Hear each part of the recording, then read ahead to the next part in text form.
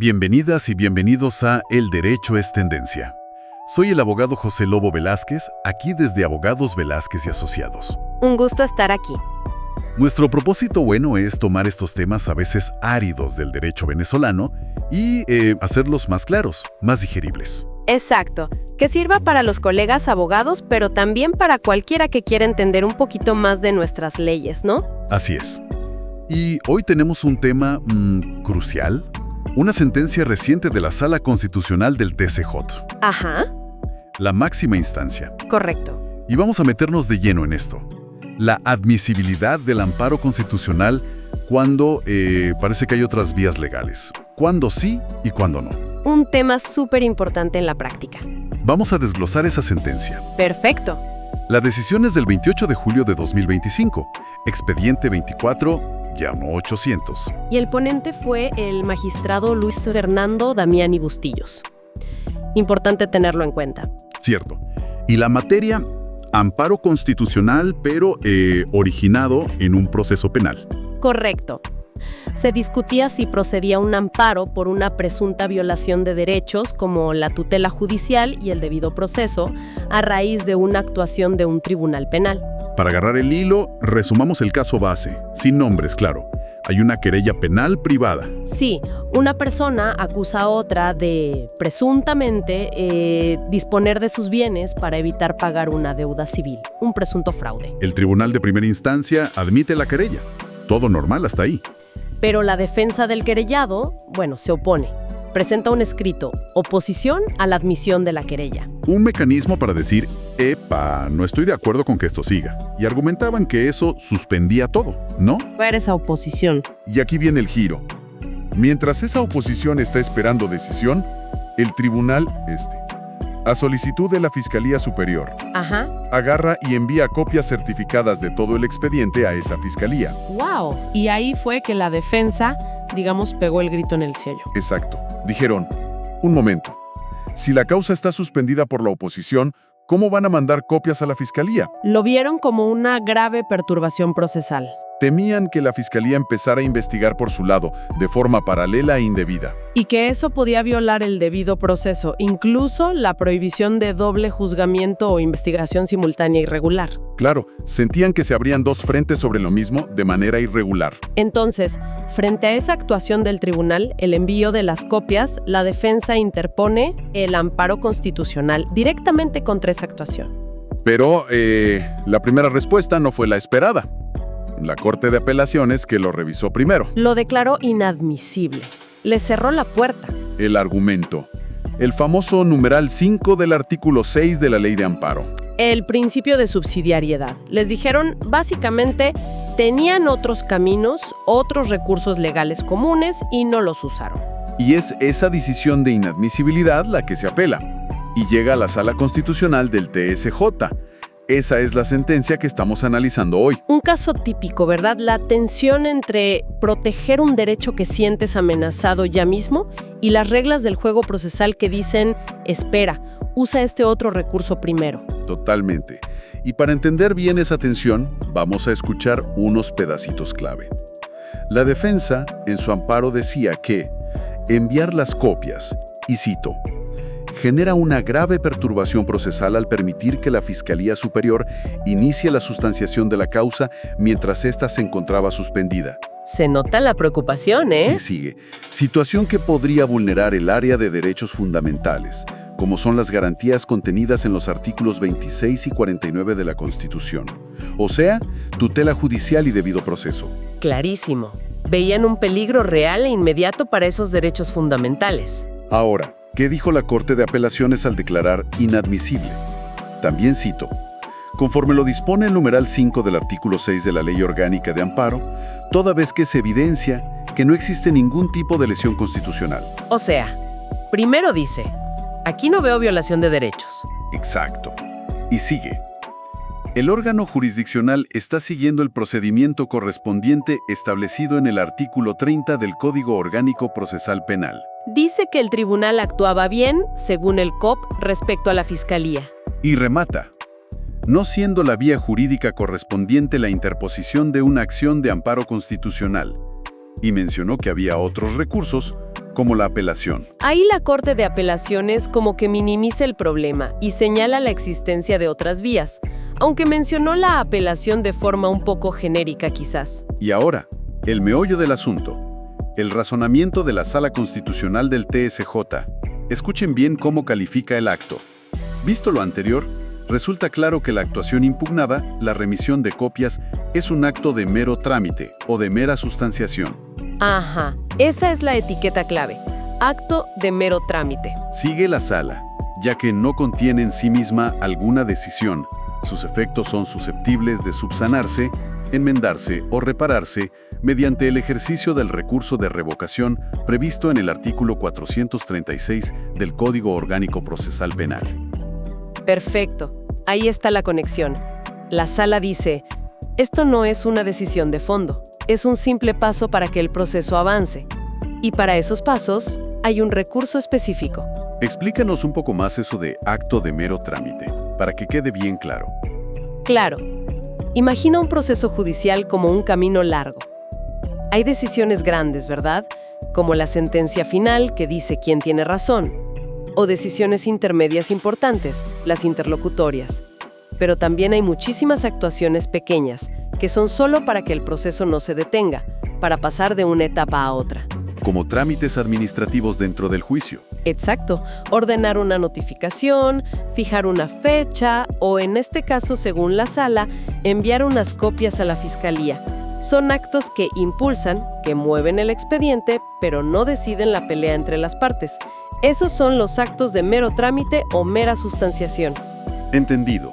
¿Y si es un acto de mero trámite y no estoy de acuerdo, qué hago? ¿Cuál es el recurso? Ahí entra el artículo 436 del COP que citó la sala. El recurso de revocación. Es un recurso, digamos, interno y rápido. Se presenta ante el mismo tribunal que hizo ese acto de trámite, pidiéndole, mire, reconsidere esto, corríjalo. Es para esas cosas menores, para no congestionar con apelaciones. Entonces, la sala dice, la remisión de copias es mero trámite. Para eso está la revocación. ¿Y cómo llega eso a negar el amparo? Por el principio de subsidiariedad que ya nombramos.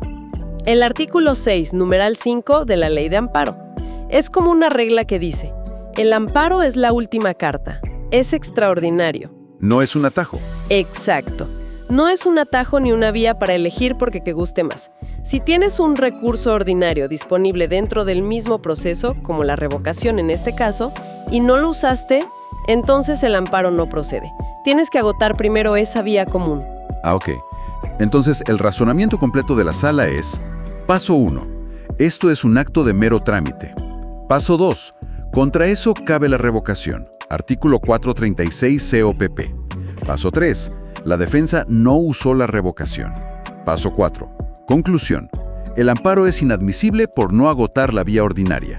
Artículo 6.5 Ley de Amparo. Exactamente, ese es el caminito lógico que siguió la Sala Constitucional y por eso su decisión final fue contundente.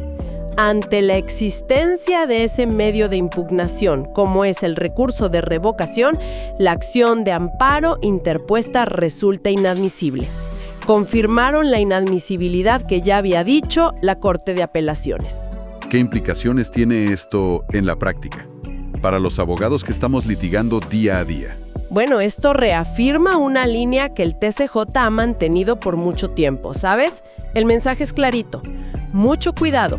Hay que analizar bien qué tipo de acto judicial tienes enfrente antes de impugnar. No se puede ir directo al amparo por cualquier cosa. ¿O es solo un trámite? Porque si es un trámite y existe un recurso como la revocación, tienes que usarlo primero. Si te saltas ese paso, lo más seguro es que te digan inadmisible su amparo. Te rebotan. Y la propia sentencia menciona otros fallos anteriores en el mismo sentido, ¿verdad? Sí. Cita varias sentencias, algunas de 2011, 2012, incluso unas más viejas, del 2001. Eso muestra que no es una idea nueva, es una doctrina ya consolidada. Y fíjate qué interesante el detalle técnico. ¿Cuál? La Sala Constitucional precisa que el recurso era la revocación, mientras que la Corte de Apelaciones había mencionado la apelación. La apelación es para otro tipo de decisiones, usualmente. Cierto, la apelación es más para decisiones con gravamen, no meros trámites. Exacto. Eso demuestra la importancia de ser preciso técnicamente, de elegir bien el recurso correcto. No todos sirven para todo. Todo esto nos deja pensando, ¿no? La doctrina es clara, la jurisprudencia es constante. Pero uno se pregunta, ¿realmente la sala aplicó bien el principio aquí? Califican el envío de copias a la fiscalía, con todo lo que implicaba para la defensa, como un simple mero trámite, ¿refleja la gravedad que ellos percibían? Es una pregunta totalmente válida, porque a veces la línea entre mero trámite y acto que ya me está perjudicando es muy fina, ¿sabes? Lo que para el tribunal es un paso más, para la parte puede ser el inicio de un calvario. Y en la práctica diaria, diferenciar eso es fácil. Un acto de trámite versus una interlocutoria con gravamen a veces es un verdadero reto para el abogado. Sí, sobre todo cuando sientes que el tiempo corre y que ese trámite ya está generando un efecto negativo real en los derechos de tu cliente. La urgencia choca con la formalidad. Y eso me lleva a otra cosa. Esta doctrina tan estricta sobre agotar la vía ordinaria, ¿qué impacto tiene en cómo planteamos la estrategia? Nos obliga a ser súper cautelosos, a usar siempre la revocación, aunque pensemos que no va a servir o que es muy lenta para parar el golpe. Definitivamente, te obliga a ser muy formalista en ese sentido. Tienes que agotar la vía ordinaria sí o sí, porque si vas directo al amparo, el riesgo de que te lo declaren inadmisible es altísimo. Se crea una tensión, ¿verdad?, entre cumplir la formalidad y buscar protección urgente cuando sientes que la violación es flagrante. Exacto, una tensión entre la formalidad procesal y la necesidad de una tutela judicial que sea efectiva, que llegue a tiempo. Bueno, para ir cerrando, resumamos las ideas clave de hoy. La Sala Constitucional, en esta sentencia del 28 de julio de 2025, expediente 24-09080, dijo: sin lugar la apelación, se confirma la inadmisibilidad del amparo. La razón principal, el acto que se impugnaba, el envío de copias a Fiscalía, era un acto de mero trámite. Y para esos actos, en el proceso penal, existe el recurso de revocación, artículo 436 del COP. Como la defensa no usó ese recurso antes de ir al amparo, pues CUMPIN cumplió el requisito de agotar las vías preexistentes, el famoso artículo 6, numeral 5 de la Ley de Amparo. Conclusión: se reafirma que el amparo es subsidiario, es extraordinario, no es la primera puerta, es la última. Un recordatorio fuerte y claro sobre usar bien los recursos que ya existen en el proceso. Y les dejamos una pregunta para la reflexión, algo para pensar. Si un acto, aunque técnicamente sea de trámite, se siente como una amenaza grave e inmediata a un derecho fundamental, ¿debería el sistema ser un poquito más flexible? ¿Debería permitirse el amparo directo en esos casos, aunque no se haya agotado formalmente una vía ordinaria, que quizá es muy lenta o ineficaz para ese momento? Es el gran debate, ¿no? El equilibrio entre las formas, la seguridad jurídica y la justicia real, la protección efectiva de los derechos. Un equilibrio muy delicado, sin duda. Bueno, muchas gracias por acompañarnos hoy en El Derecho es Tendencia. Esperamos que esta charla les haya servido para entender mejor este tema del amparo. Siempre un placer compartir y analizar estos temas. Recuerden, este es un espacio de Abogados Velázquez y Asociados. Nos pueden encontrar en redes sociales. Busquen Abogados Velázquez y Asociados. Ahí encontrarán más contenido. Y sus comentarios son bienvenidos, ¿eh? Nos ayudan a mejorar y a elegir temas. Sí, comenten, compartan. Nos ayuda a llegar a más gente interesada en el derecho venezolano.